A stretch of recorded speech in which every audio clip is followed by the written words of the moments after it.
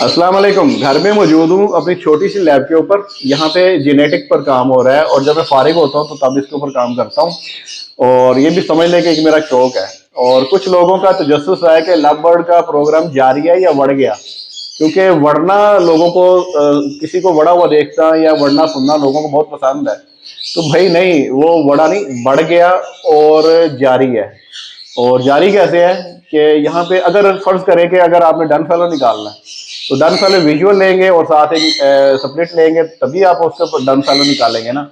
अगर मैं आपको ग्रीन दो बर्ड दे दूं और वो आपके पास जाके डन फेलो की ब्रीड करें तो क्या ही अच्छा हो।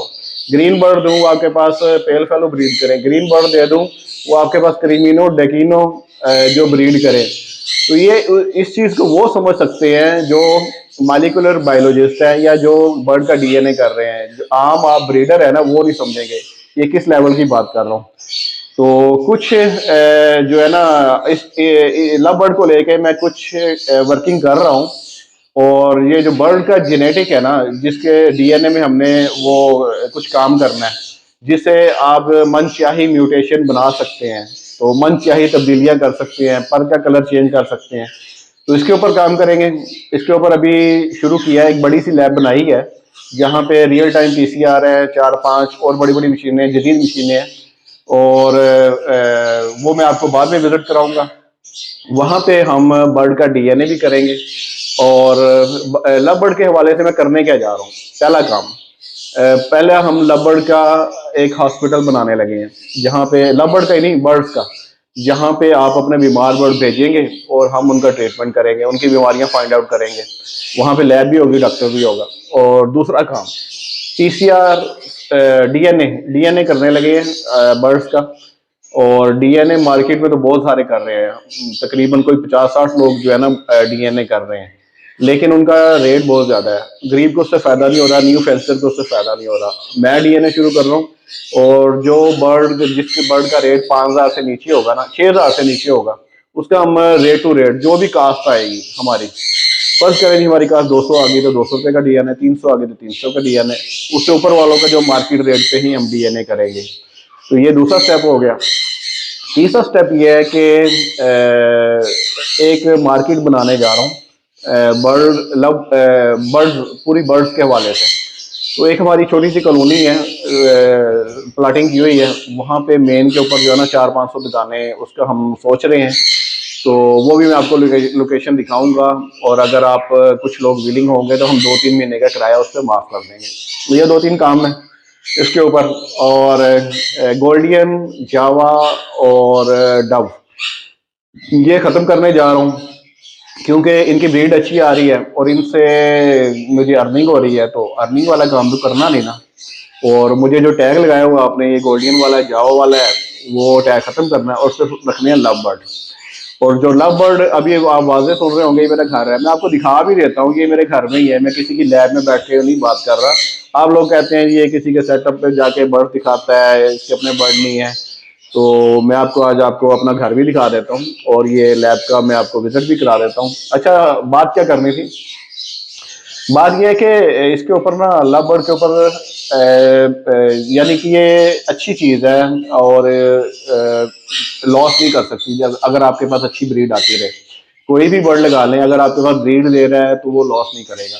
लॉस कौन देता है? ये झूठे लोग, निकम्मे लोग, ब्रोकर टाइप लोग, और ये जो यूट्यूब पर मोटिवेशनल वीडियोस बनाते हैं, लंबे लंबे ख्वाब दिखाते हैं और फिजिबिलिटी रिपोर्टें बनाते हैं, ये लोग नुकसान देते हैं।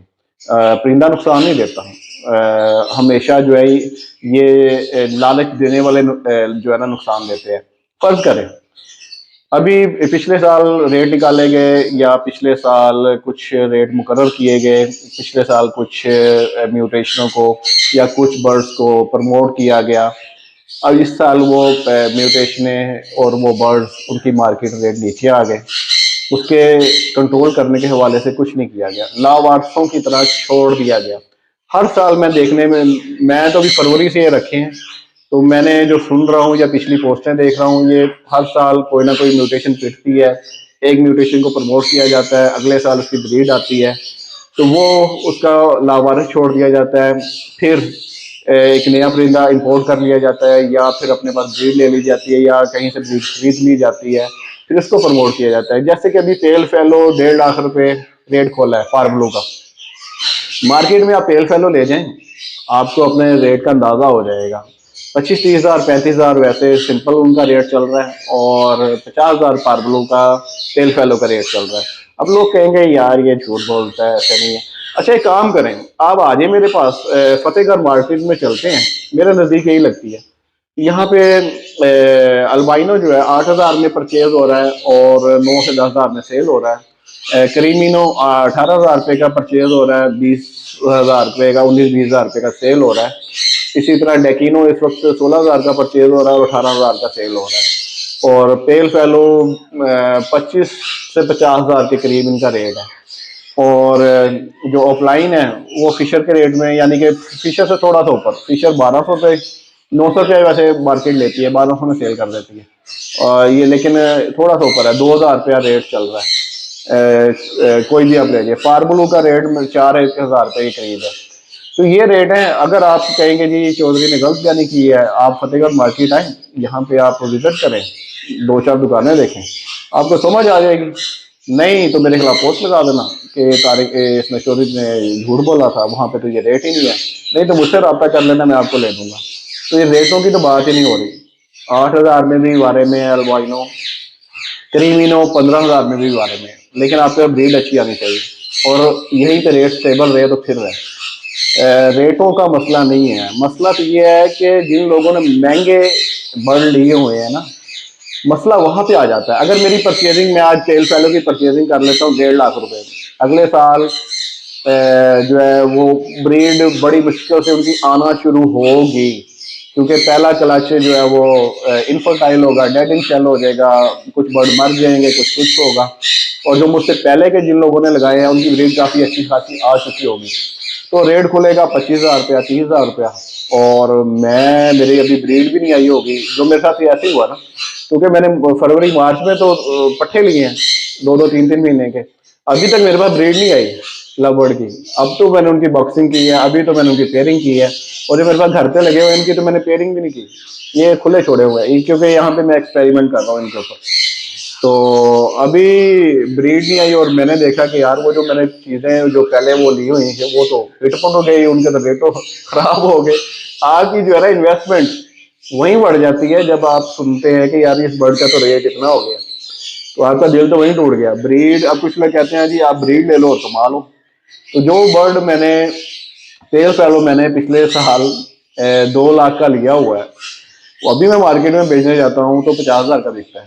तो ब्रीड मैंने क्या लेनी है, वो तो पहले ही ज़हनी तौर पे बंदा बढ़ जाता है। वो ज़हनी तौर पे खुद ही को महसूस हो रहा होता है कि यार ये तो फ्लॉप काम है। लेकिन अगर मुनासिब रेटों में, अगर कंट्रोल, कीमतें कंट्रोल, ये मुनाफाखोरी, हरामखोरी ख़त्म कर दी जाए ना, और मुनासिब कीमतों में इसको किसी भी म्यूटेशन को निकाला जाए, सेल किया जाए जो मार्केट रेट से मुताबिकत रखती हो, तो नुकसान नहीं है। अगर 1.5 लाख की बजाय अभी पेल फैलो का रेट खोला जाए 60 हज़ार 70 हज़ार, तो कुछ लोगों की ब्रीड पिछलों की आ रही होगी, कुछ अब नए लेंगे, तो वो मार्केट जब नई ब्रीड आएगी तो 25 हज़ार का रेट खुलेगा, तो किसी को इतना नुकसान महसूस नहीं होगा कि यार हाँ इतना तो चलो होता है। लेकिन 1.5 लाख कहाँ, और कहाँ 20-25 हज़ार रुपये अगले साल इसका रेट आएगा, तो फर्क है ना। तो फर्क कहाँ पे है? फर्क यही है कि ये जो लोग गलत रेटों में बेच रहे हैं, मोटिवेशनल वो करके बड़े बड़े कन्वेंशन किए जाते हैं इसके ऊपर, न्यू ब्रीडर, ये मार्केट खड़ी कहाँ है? मार्केट खड़ी है न्यू फैंसियर के ऊपर। एक नया बंदा आएगा, वो आपसे बढ़ लेगा, इस कारोबार में आएगा, हॉबी में आएगा, इंडस्ट्री में आएगा, जो मर्जी कह लें आप। क्योंकि जब कोई बढ़ रहा होता है, जब किसी का नुकसान हो रहा होता है तो उसे कहते हैं जी लालच क्यों किया था, ये तो हॉबी है, ये इसको कारोबार नहीं लेना था। जब कोई कमा रहा होता है तो फिर कहते हैं जी ये तो बिजनेस है, इंडस्ट्री है। और जब रेट बढ़ रहा होता है तो हमारी वजह से होता है, जब रेट गिर रहा होता है तो फेक आईडी की वजह से होता है, आप लोगों की वजह से होता है, आप निकम्मों की वजह से होता है, क्योंकि आप लोगों ने उसकी ब्रीड ले ली है, अब वो ब्रीड ज़्यादा आ गई है तो रेट गिर गया, तो इसमें आपका कसूर है, मेरा तो कसूर ही नहीं है। अच्छा, तो ये फिर बड़े ब्रीडरों का कॉल होता है। तो क्रेडिट कामयाबी का खुद लेना है, नाकामी का आपके ऊपर डालना है। तो अगर रियलिटी बेस्ड काम किया जाए ना, लंबे लंबे ख्वाब ना दिखाए जाएं, और फिर ये काम बहुत अच्छा है। और लोगों को अगर होल्ड करने का कहा जा रहा है, तो आप कितने अंदर दर्द है लोगों का, तो आप लोगों से ले लेके होल्ड कर लें। आपने तो करोड़ों रुपए कमाए हुए हैं, आप तो होल्ड कर सकते हैं। तो ले परचेज करें लोगों से। और अच्छा, ये साजा गामा माजा सब एक हैं, नूरा कुश्ती चल रही है, एक दूसरे के खिलाफ पोस्टें करते हैं। कुछ दिनों बाद जो है ना वो पोस्टें डिलीट डिलीट हो जाती हैं। बस जो है वो नजरों में रहने का और वो करने का। तो किसी चीज का रेट अप लेके जाना होता भी एक हो जाते हैं, किसी चीज का डाउन लेके जाना तो दूसरे से पोस्ट करवा दी, तो उधर से कर दे तो उधर से कर दे, वो सब बाकी सब एक ही हैं। तो करना प्रैक्टिकली काम क्या है। अब ये इंडस्ट्री खड़ी है, ये हॉबी खड़ी है न्यू फेंसियर के ऊपर। ये अगर इस इंडस्ट्री, इस हॉबी, इस बिजनेस में न्यू फेंसियर नहीं आता, तो ये इसका हाल, लबड़ का हाल बजरी जैसा हो जाएगा, 200-200 रुपए का बिकेगा, फिंचेस जैसा हो जाएगा। जब क्योंकि जब ब्रीड ही अन्य आ जानी है, लेने वाला ही कोई नहीं है। अब किसी ने घर में शौक के लिए रखने हैं ना, तो उसने फिशर रख लेगा, लटीनो रख लेगा, इससे बढ़ के शौक के लिए कोई नहीं रखता। बच्चों बच्चों ने अगर शौक के लिए रखने हैं, तो जिसने भी म्यूटेशन है या बड़ी और 5,000 से ऊपर का बर्ड लेना है, उसने उसको कारोबार के ही तौर पे लेना है।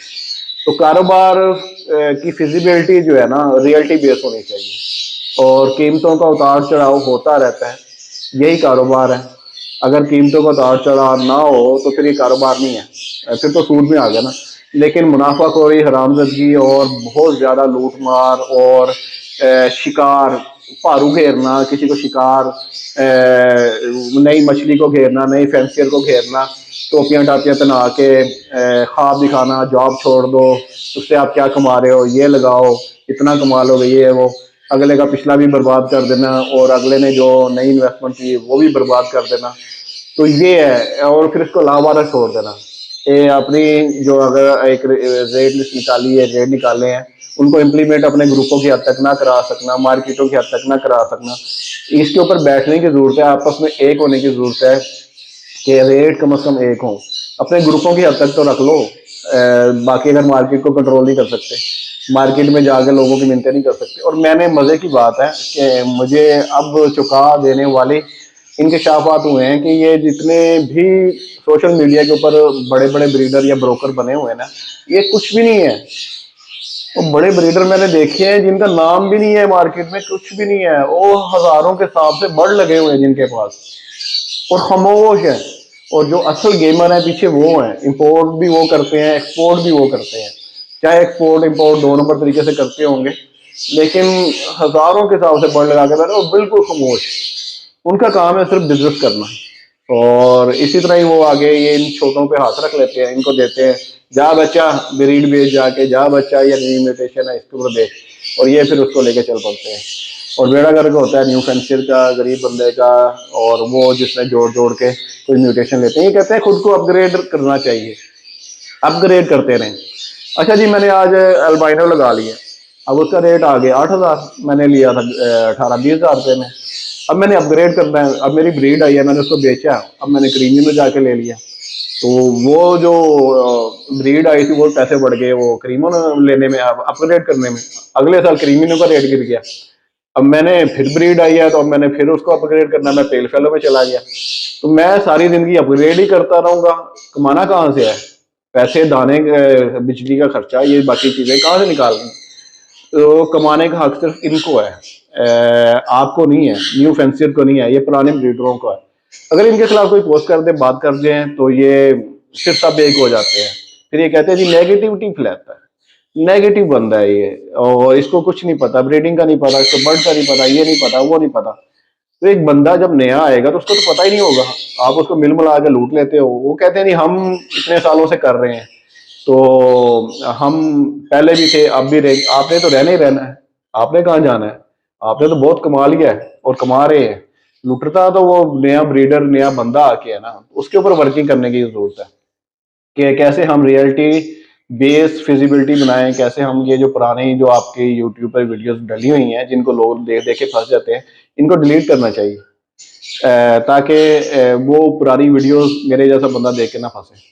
तो और आप जो बड़े बड़े कन्वेंशन रखते हैं ना, उसमें आप छोटा ब्रीडर होता है, बड़ा ब्रीडर होता है, उसमें न्यू फैंसियर बहुत कम होता है। न्यू फैंसियर आपकी सोशल मीडिया पे आपकी गैदरिंग देख के, आपके कन्वेंशन देख के, आपके ठाट आना जाना खाना पीना देख के वो फंस जाता है। तो वो फंसता है तो फिर वो बाद में मेरी तरह होता है।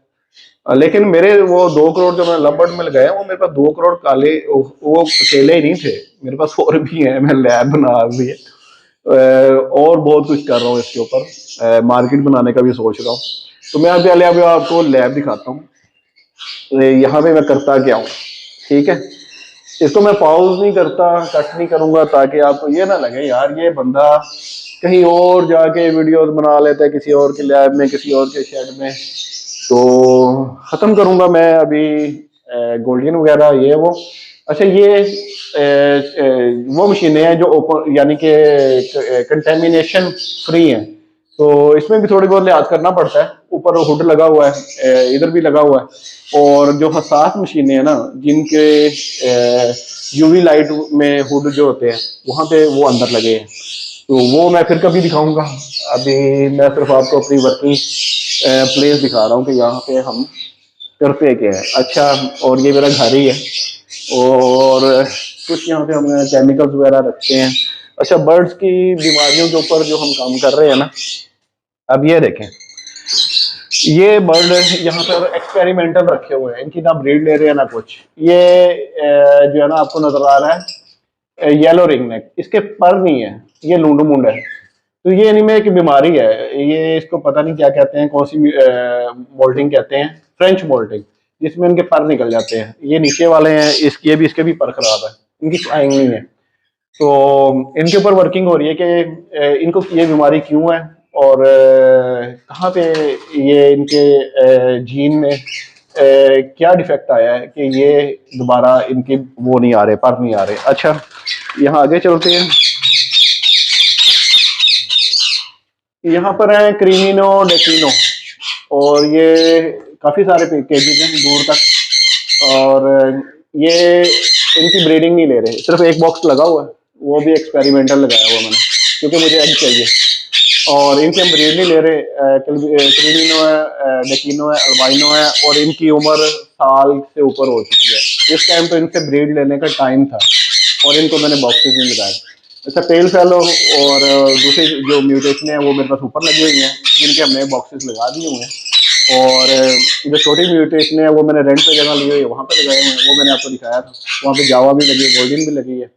और इसके साथ ये मेरे घर की गली है साइड की, जिसको मैंने यूटिलाइज किया हुआ है। और ये वॉशिंग मशीन भी पड़ी है मेरे पास, ठीक है। और यहाँ पे डी फ्रीजर, वो डीएनए को संभालने के लिए, और लिक्विड नाइट्रोजन का जो बॉक्स है वो अंदर पड़ा है। अच्छा, कुछ लोगों को ना अभी भी यकीन नहीं होगा कि ये मेरा घर ही है, तो चलो मैं फिर थोड़ा सा अंदर से भी दिखा देता हूँ। ये किचन में से रास्ता है, और किचन में से रास्ता होते हुए फिर हम ये लॉन्च में आ गए हैं। और अक्सर मैं बच्चों के साथ यहाँ पे कॉमेडी वीडियो बना रहा होता हूँ, ये आपको थोड़ा सा नजर आ जाएगा।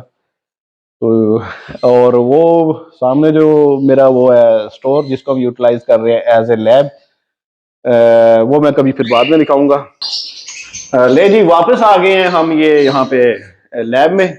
और इस तरह की आप वो सिरिंजे वगैरह यूज करते हैं अपने बर्ड्स को हैंड फीड करने के लिए, चिक्स को, लेकिन हम इनसे जो है वो एक्सपेरिमेंट कर रहे होते हैं, डीएनए आइसोलेट कर रहे होते हैं, और उनके ऊपर वर्किंग हो रही होती है।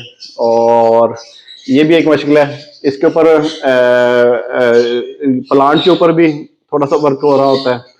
और ह्यूमन जेनेटिक, जिसमें कजन मैरिज में जो बच्चों में गूंगापन और दूसरे अबनॉर्मलिटी, आंखों का भैंगापन और दूसरी बीमारियां आती हैं, उसके ऊपर काफ़ी सारा काम चल रहा होता है। लेकिन ये तो बताने का मकसद था, असल तो है प्रैक्टिकल में आप क्या करते हैं, चाहे किसी भी फील्ड के ऊपर। अगर आप बर्ड से रिलेटेड हैं तो आपका सिर्फ यही काम है कि आपने मोटिवेशनल वीडियो बनानी है, लोगों को लंबे लंबे ख्वाब दिखाने हैं, और उसकी अगर रेट लिस्ट निकाल दी है तो उसके ऊपर इम्प्लीमेंट कुछ नहीं करना, यानी कि सिर्फ उसके बाद लावारिस छोड़ देना। मतलब सिर्फ कमाना है, मकसद सिर्फ कमाना है। तो जब ये कमाना और मकसद इससे आप थोड़ा सा साइड पे होके, अगर आप असल में गरीब का सोचते हैं, नए बंदे का सोचते हैं, तो फिर अगर आप उसके ऊपर वर्किंग करेंगे ना, तो फिर ये रियल में ये हॉबी, ये कारोबार, ये इंडस्ट्री ये बढ़ेगी। और ये इसकी जो आए दिन जवाल जो हो रहा होता है ना, आज ये पिट गया, आज वो पिट गया, आज वो पिट गया, इसके पीछे भी आप ही जिम्मेदार हो। ना कि न्यू फैंसियर जिम्मेदार है, ना मेरे जैसा लालची जिम्मेदार है जिसने आपके उस ख्वाब दिखा के आके फंस गया, और ना ही मार्केट जिम्मेदार है।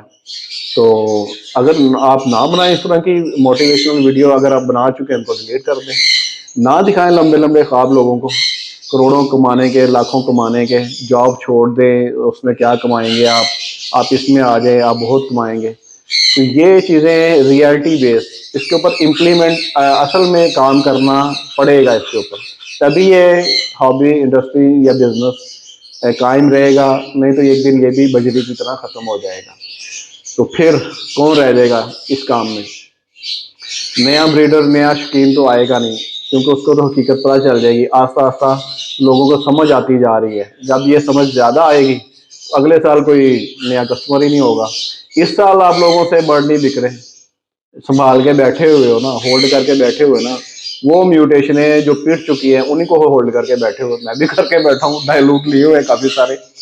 आप लोगों ने मुझे टोपी बनाई हुई है ना डायलूट पे, और फिर आप कहते हैं कि आओ कि आपने तो डायलूट बहुत सस्ता ले लिया, 35-40 हज़ार रुपये का, 45 हज़ार रुपये का पेड़ लिया, हमने तो 4 लाख का लिया था। और भाई मैं तेरे 4 लाख को रहूं, तूने अब करवा, तो मैं भी अब वो कर लूं। तो इनका मकसद होता है कि आपने तो कोई नुकसान किया ही नहीं, हमने तो ये बहुत महंगा लिया था। तो ये अपनी नाकामी खुद ही बयान कर रहे होते हैं, लेकिन बहुत खुशी से बयान कर रहे होते हैं, और आप पे तंजिया बयान कर रहे होते हैं कि यार, आप पे तंज भी कर रहे होते हैं कि आपने तो कोई नुकसान किया ही नहीं। इनका मकसद यही होता है कि आप नुकसान करो और इस हॉबी से भागो और जाओ, हम यहाँ मौजूद रहे और हम रहे और हमारे नारे लगते रहे और ये लगभग हमारी वजह से रहे।